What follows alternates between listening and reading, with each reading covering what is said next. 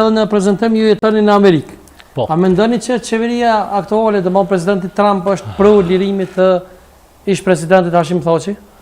Shiko, ata nuk deklarohen si individ, sa nëse deklarohet, atëherë nuk mund të jetë ndryshe. Dhe ata nuk deklarohen për faktin se ata e dinë shumë mirë fuqinë e pushtetit të drejtësisë, anën politike etj. Ata e di që i kanë ndjek me vëmendje, nëse më pyet çka mendon ti, nëse ai mendon me u liru ose jo, e di që mendon me u liru patjetër, sepse gjykata kriminale speciale në Hag e ka dëshmuar që ka për qëllim kriminalizimin e luftës së UÇK-s. Dhe UÇK-ja si aleate e NATO-s, nëse del si e kriminalizuar që ata e quajnë organizata e përbashkët kriminale, atëherë nuk është çudi që ndoshta mas 10 viteve tjera kërkohet një hetim ose një gjykatë tjetër me verifikuar nëse ndërhyrja e NATO-s ka qenë e drejtë ose jo. Dhe ndoshta prej pazareve të mundshme politike në 10 vjeçarin që vjen, munden më ardh me konstatu qëllimshëm që ka qenë veprim i ngutshëm ose i padrejtë. Dhe në mënyrë graduale këta kanë më shku deri atje sa që më thonë që edhe statusi i Kosovës ka qenë i ngutshëm, duhet kthehet në tavolinë. Dhe çdo gjë që shkon për Kosovën në tavolinë tani është humbje për Kosovën. Amerika investimet e veta nuk i lën me radhë. Amerika ka investuar në shtetin e Kosovës, në lirinë e Kosovës dhe nuk lejon që investimet amerikane me u përdhos. Pra sigurisht që Donald Trump dhe cili do që të jetë kryetari i Amerikës preferon dhe e don lirimin e krerëve të UÇK-s, sepse ata atje nuk përmbahen si individ për vepra individuale. Ata e keni pa shumë mirë që gjatë tërë kohës thuhet organizatë përbashkët kriminale. Dhe veç kësaj ata kanë shkuar edhe më larg, ata kanë shkuar edhe të ndërsitë ndërfetare, se thonë ju muslimanët kanë tentuar të akuzojnë shqiptarët katolikë se kanë bashkëpunuar se nuk kanë marrë pjesë në luftë, gjë e cila nuk është e vërtetë, sepse ne kemi vepruar lufta ka qenë shqiptare. Pra nuk ka qenë fetare, lufta është bërë për komb, lufta është bërë për liri, nuk e bë për fe. Dhe ata kanë provuar dhe këtu të futen.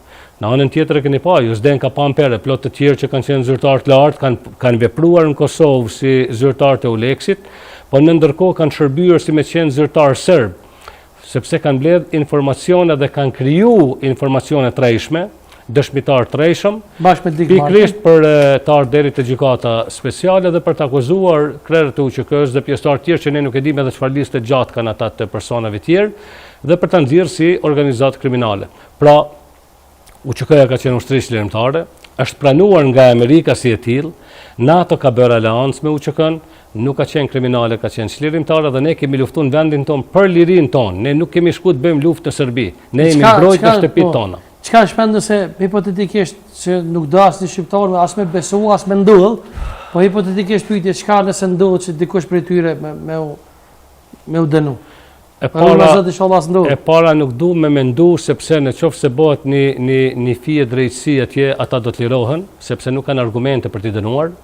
E dyta, kjo gjykatë është demaskuar, sepse kemi ndëgjuar tërë kohën kur duan të marrin merita këta deputetët e vetëvendosjes tonë, nëse kemi votu, këta kanë votu e kanë bërë vetë tjera. Shikoni, gjykata speciale nuk ka qenë zgjedhje, por ka qenë detyrim.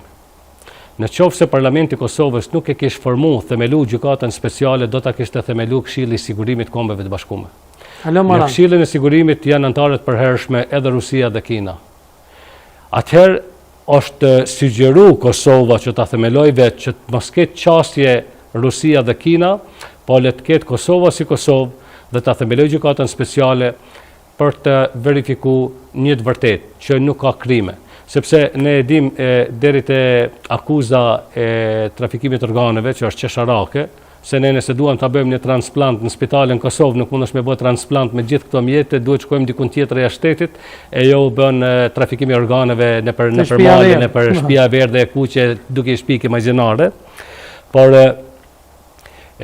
kjo tani po ndodh edhe me Ukrainën, atje njëjta akuzë. Kjo ka buru mas pari prej deputetit rus Konstantin Kosachev, dhe ka shku deri te Dick Marty që ka qenë në deputeti Parlamentit Evropian. Dhe kur ty dikush të bën një akuzë, në qoftë se unë tash kërkoj diçka në këtë zyre, thom është e imja dhe ti nuk lëshon pe, vin policia, ne detyrimisht do dalim në gjykatë me e provu e kujt është kjo. Pra, si e tillë në bazë të këtyre akuzave, ka ardhur deri te nevoja e një gjykate speciale për ta verifikuar këtë akuzë. Akuza ka qenë e rrejshme. Dhe paramendoni para se me fillu gjykata veprimin e saj,